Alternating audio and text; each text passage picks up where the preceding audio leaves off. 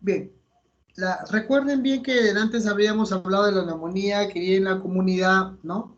La que son de vía ambulatoria y la que son hospitalarias. Y dentro de las hospitalarias estaba la neumonía en hospitalización y la neumonía en cuidados intensivos o asociado a ventilación mecánica. Bien, miren, había muchas definiciones con respecto a neumonía adquirida en la comunidad.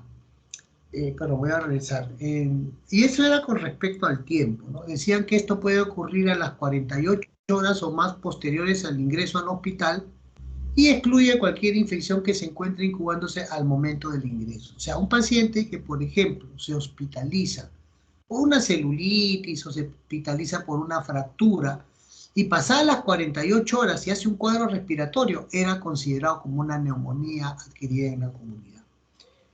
Una neumonía intrahospitalaria, ¿no? Y representaba el 15% de las infecciones nosocomiales, ¿no? Aparte de la infección del tracto urinario, más frecuente, infecciones de catéter, de piel, y que afecta al 0.5 al 2% de los pacientes hospitalizados. Bien, entonces decía, ¿no? Ocurría a las 48 horas posteriores al ingreso a un hospital, era considerado como una neumonía nosocomial.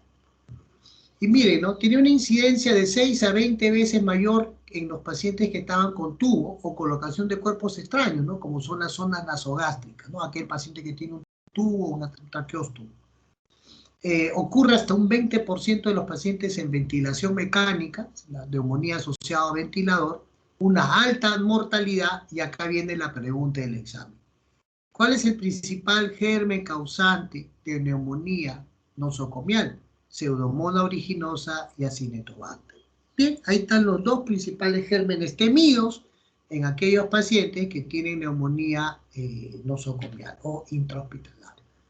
Igual, la microaspiración, ¿no? Por ser pacientes críticamente enfermos, es la ruta más frecuente, ¿no? La aspiración de contenido esófago gástrico, eso que puede provocarnos las neumonías aspirativas que estamos, ¿no? Bien ahí conversando, o por diseminación hematógena o por continuidad, aquellos pacientes que tienen catéteres u otros procedimientos extraños. Bien.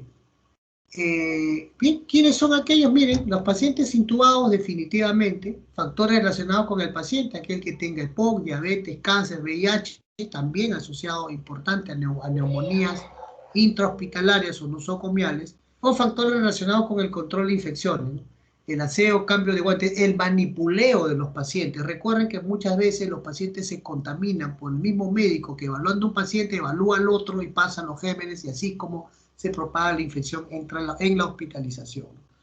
O factores relacionados con el tratamiento. Recuerden, aquellos pacientes que están recibiendo corticoides a alta dosis, aquellos pacientes que están haciendo quimioterapia, aquellos que están recibiendo sedantes, que la cual tiene trastorno del sensorio y es más frecuente que suelen aspirarse, ¿no?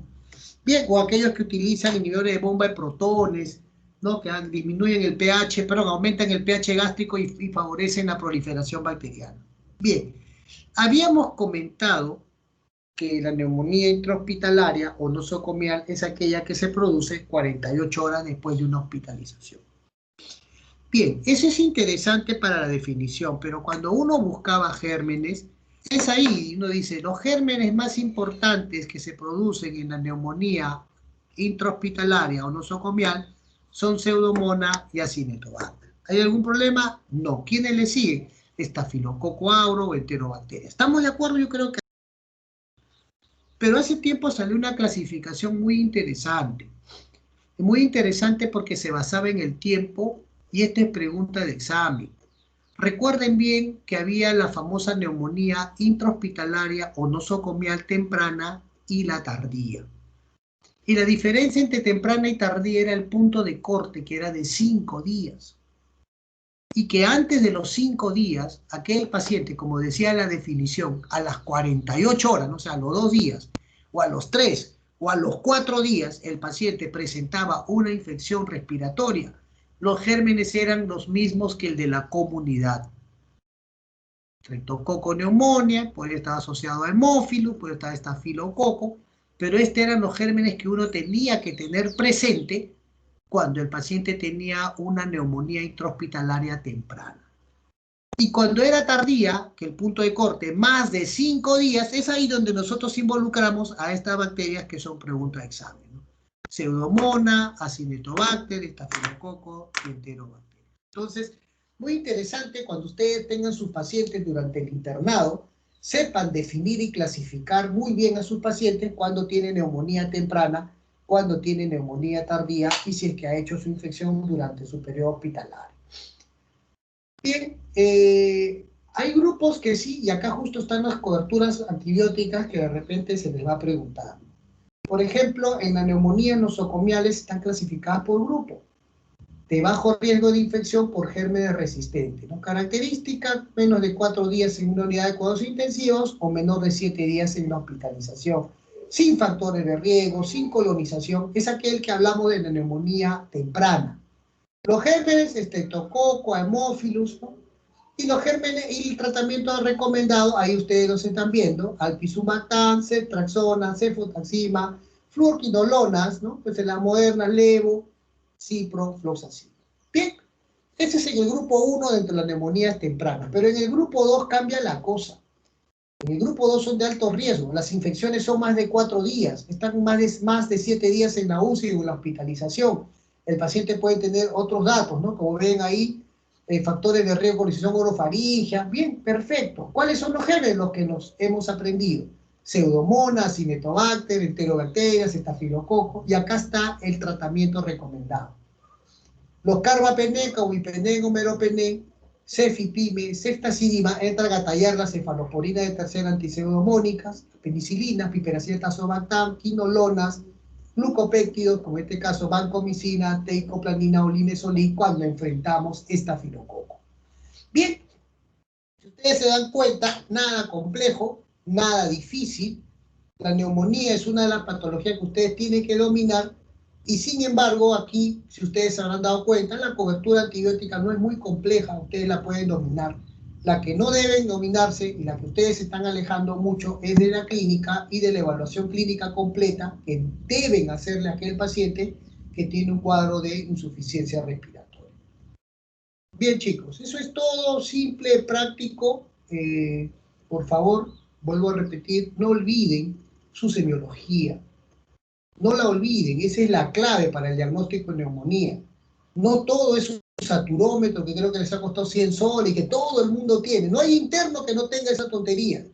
Y eso en realidad nos va a matar porque ya tengo problemas con ustedes. Cuando llegan al internado, ni siquiera se dan cuenta que el saturómetro ese de dedal no sirve cuando el paciente está hipotenso.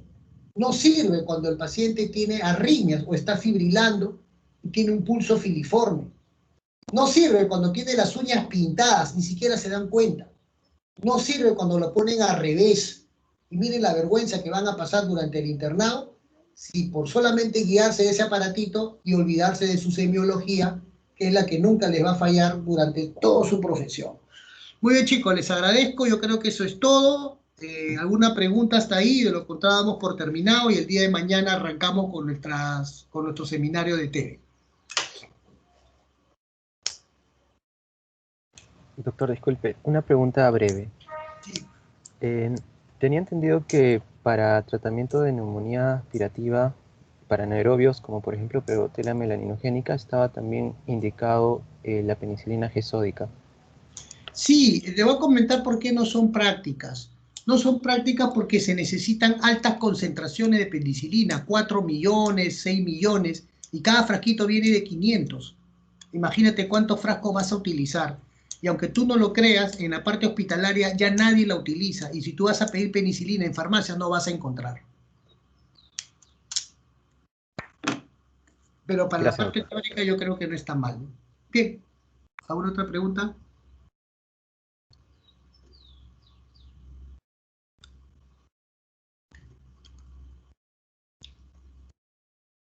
Muy bien, entonces quedamos para el día de mañana.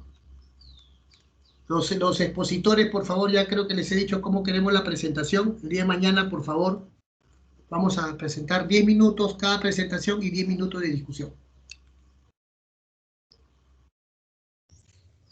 Está bien. Entonces estamos coordinando el día de mañana, por favor. ¿Está claro?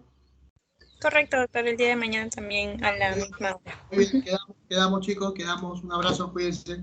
Muchas gracias, doctor. Hasta luego, doctor. Muchas gracias, doctor. Ah.